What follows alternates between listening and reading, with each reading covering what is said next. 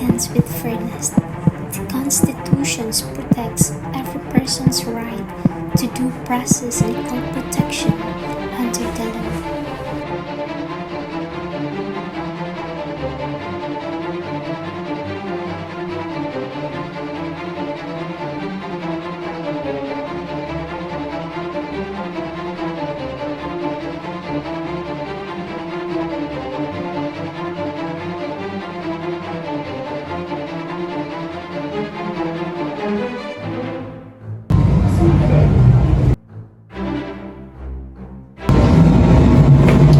Chief, si Ruby ang may kasalanan. I saw her kill Tyron. She did it! She did it!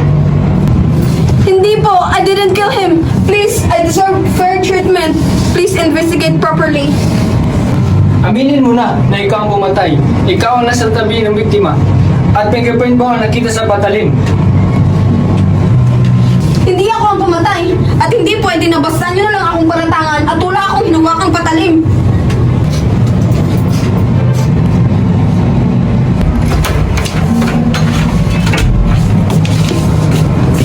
Chief, stop the interrogation. You need to see this.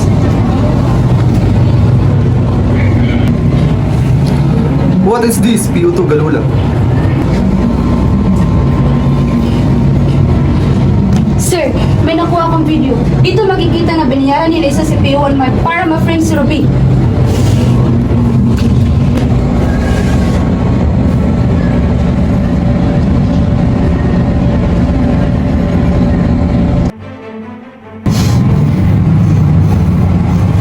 Sir, hindi! That's edited! Sir, I can explain. Enough, Mark! You're under arrest for corruption, obstruction of justice! Dari ka, pustasan mo siya!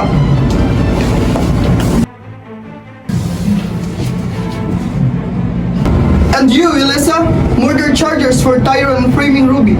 Justice will be served. Thank you, Chief. Thank you, Piotr Galula. Salamat po sa fair treatment.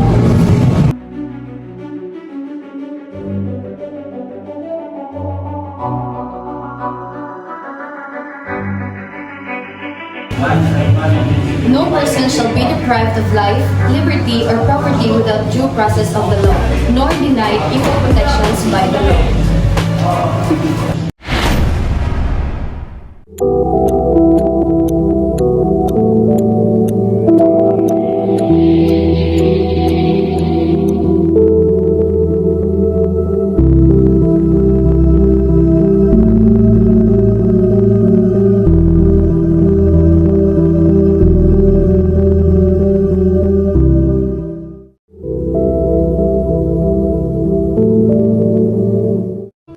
In hospitality, we handle people's belongings every day.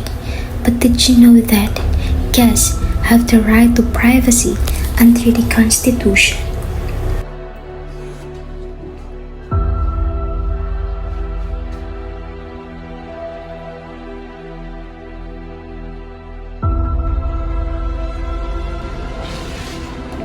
Wait! Ma'am, kailangan po namin buksan ang luggage niyo bago kayo makapasok. Standard procedure po. Wala naman kayong search warrant. Hindi ba yung violation ng rights ko?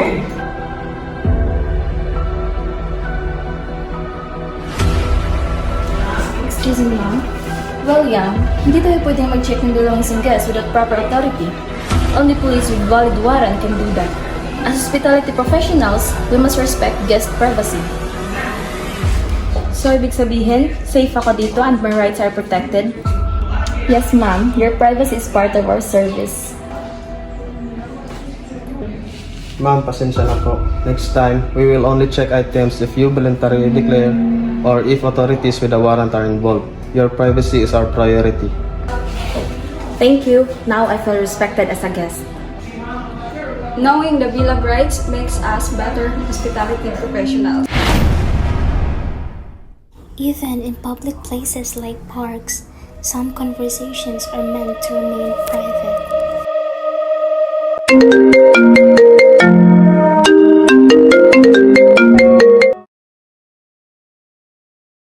Yeah, don't worry. sorry, I handle it. Just call me later, okay?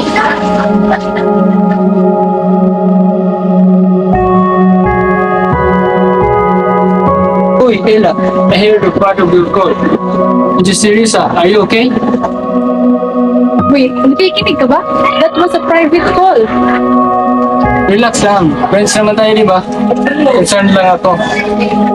I get that, pero may limit pa rin. Some conversation are meant to stay private. Respeto lang sana.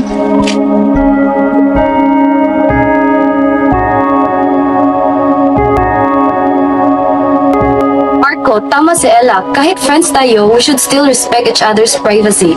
Hindi lahat ng naririnig natin ay kailangan natin pansinin at pakialaman. Yeah, I guess I crossed the line. Di naman ako galit. Gusto ko lang ma-respect yung space ko. And that's totally fair. Respect builds trust. Sorry, Ella. Mali ako. Next time, I respect your privacy. Okay na yun. Thanks for understanding. Good. Ganito dapat. Simple respect, healthy friendship.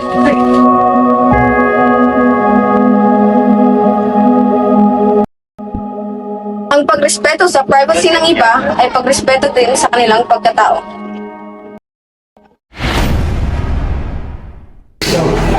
So hi guys, welcome to my vlog. I just arrived at the hotel but my room are still not ready. I already booked in advance but I've been waiting for almost 1 hour. This is really disappointing.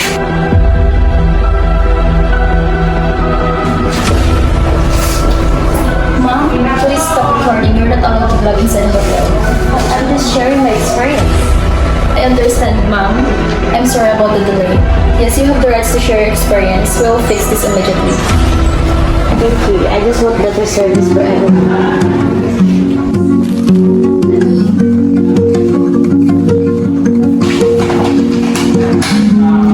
Housekeeping, please prepare the room immediately.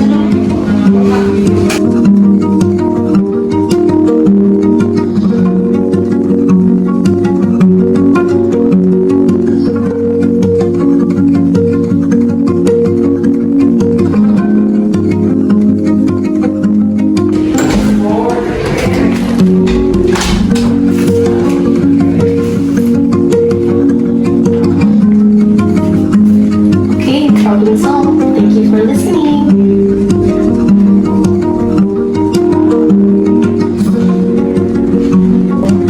In hospitality, respecting every voice builds trust, fairness, and better services.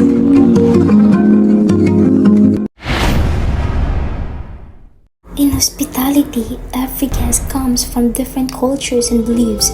Respecting these differences is an important part of a professional service. Good morning, Ma'am. May I take your order, please? Good morning po. Before po ako mag-order, may I ask, do you serve halal food? Kailangan ko po kasi sundin ang religious dietary rules ko. Our menu is standard for all guests po, Ma'am. I understand po, pero sa religion ko, importante po talaga ang halal preparation.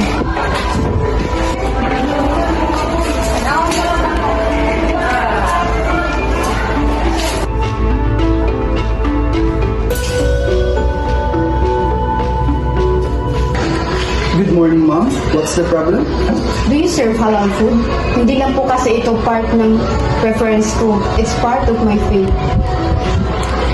I sincerely apologize for the misunderstanding, ma'am. I apologize, Ma'am. Thank you for your patience. We will ensure your meal prepared according to our standard, ma'am.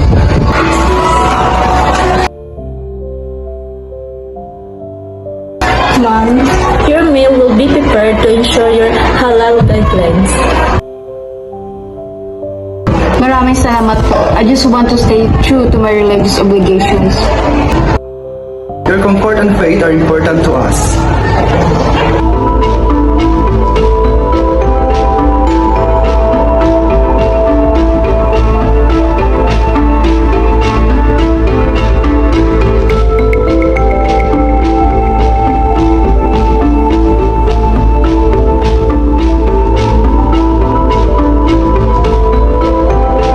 hospitality, service is not only about food, it is respecting guests' dignity and beliefs.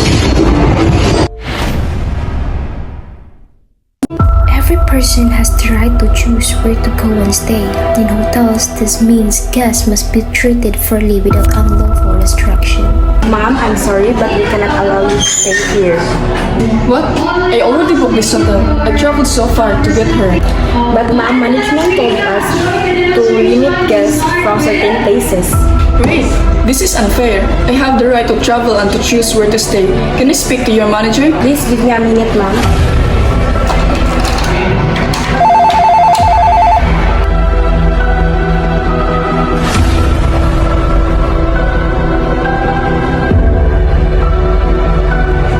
Ma'am, I was denied check-in without any legal reasons.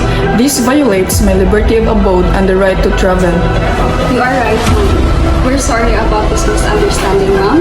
On behalf of the management, we will address this immediately. Please check her immediately and assess her properly. We sincerely apologize, ma'am. Welcome to our hotel. Thank you for addressing my concern, ma'am. Respecting the liberty of abode and the right to travel ensures fairness, professionalism, and quality service in the hospitality industry. The Constitution protects every person's right to information.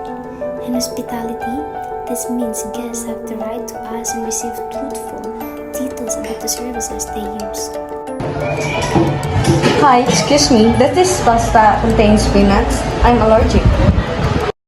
Let me check with the kitchen to be sure, ma'am. Excuse me. Chef Tyrone, does the creamy pasta contain peanuts? Yes, it has peanut oil, but you can make a peanut-free version if needed. Perfect. I'll inform the guest immediately.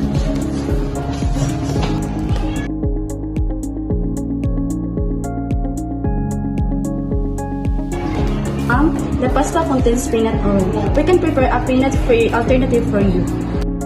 Thank you for letting me know. I really appreciate your honesty.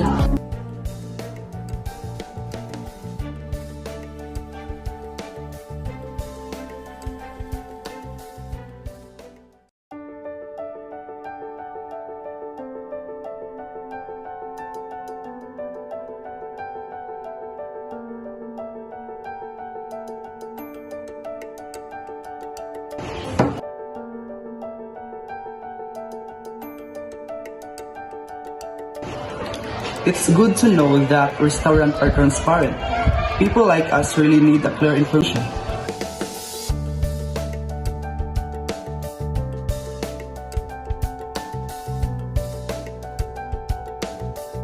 Our goal is always to make sure every guest knows what they're eating and stay safe. Great hospitality is not done alone. It happens when people work together and support one another. Hi, Miss Joyce. Ready ka na ba for today's city tour? Ang dami nating guests ngayon.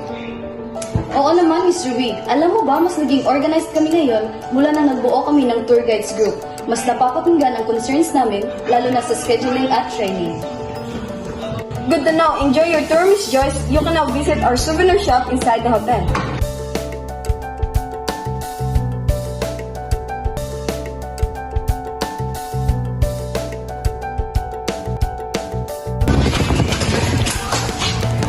Welcome to our souvenir shop, Miss Joyce. Ang gaganda pala ng mga souvenirs niyo dito.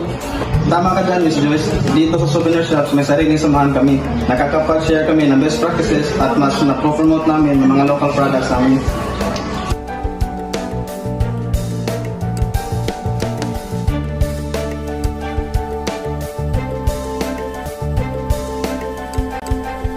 Ang ganda ng effort ng associations natin.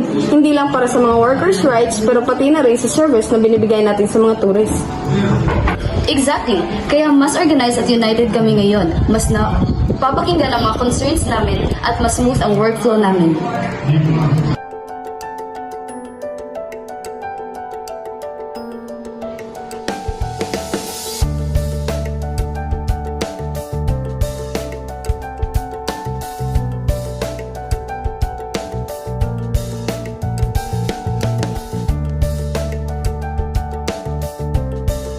Section 8 remind us, in hospitality, the real strength of industry lies in the unity of its people. Many small businesses stand beside the roads we travel every day, but sometimes public projects require changes that affect these livelihoods. Here's your order, ma'am. Rice and mushroom. Thank you. Masarap talaga ang pagkain dito.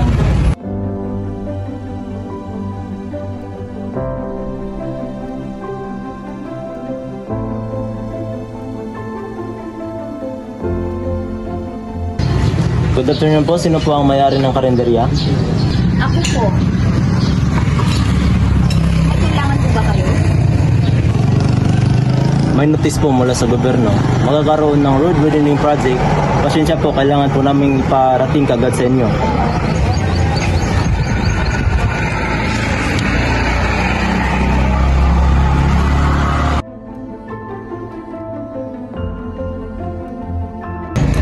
Ate, ibig sabihin po ba mawala na yung karinderya? Ito na ang pagkabuhayan namin sa loob ng 10 taon. Hindi ko pa alam. Maaaring kukunin ng gobyerno ang iyong lupa para sa public project, pero may just compensation po para sa may-ari.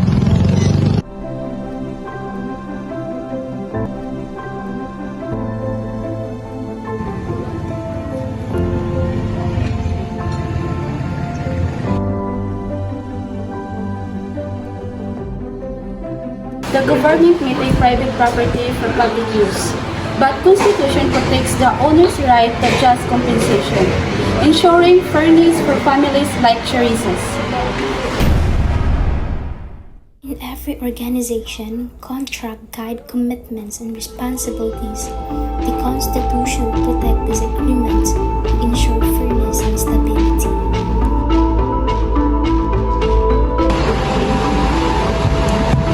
Ma'am Jessa, nakita ko po online na may bagong post po na regulations. Maapektuhan po ba nito ang ating team building? I'm not sure yet, but we already signed a contract with the event provider. Good morning.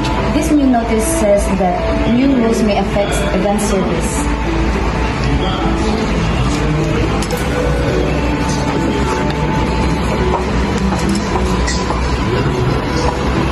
Does that mean our contract will be cancelled?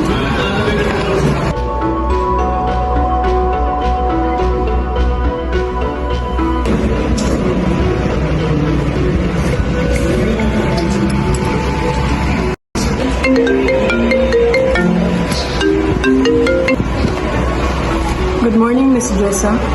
Miss Cibrano, we need your advice. We already signed a contract for our company team building. Can it still be changed because of the new regulations? Since the contract was already signed, it's still valid.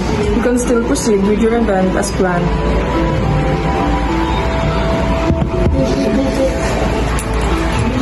Good morning, ma'am. Good morning. I am the event coordinator. We've already prepared the venue, the foods, and the activities for the event. Well, that's fine. Everything you prepared is still good to go. The agreement you signed protects it. Okay, ma'am. Thank you.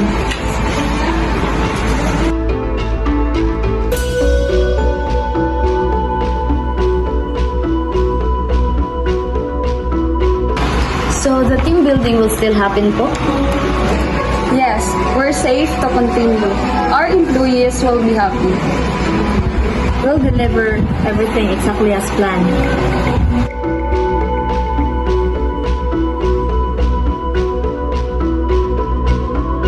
Contract is a promise.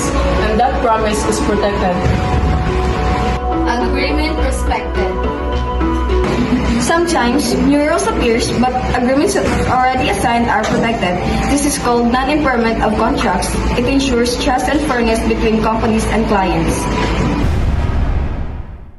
Hospitality is not only about service, it is also about respecting the rights and Good dignity afternoon. of every I'd like to report something that happened earlier. Good afternoon, ma'am. How can I help you? One of your staff spoke to me disrespectfully. I'm really sorry about that, ma'am. We can try to resolve this concern internally.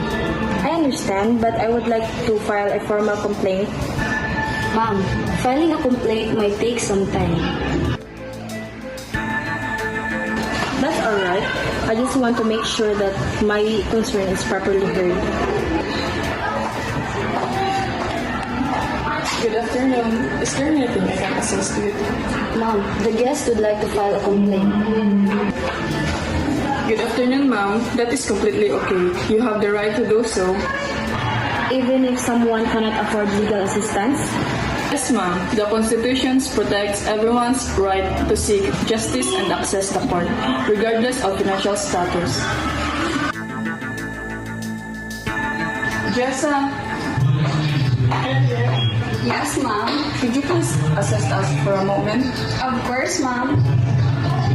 This guest would like to file a formal complaint. Okay, ma'am. As part of HR, we will review the situation and make sure it is handled fairly. Ma'am, if you need any assistance while you are here, please let us know. I'm sorry again, ma'am, for the inconvenience. I'll prepare the complaint form for you. Thank you, I appreciate that.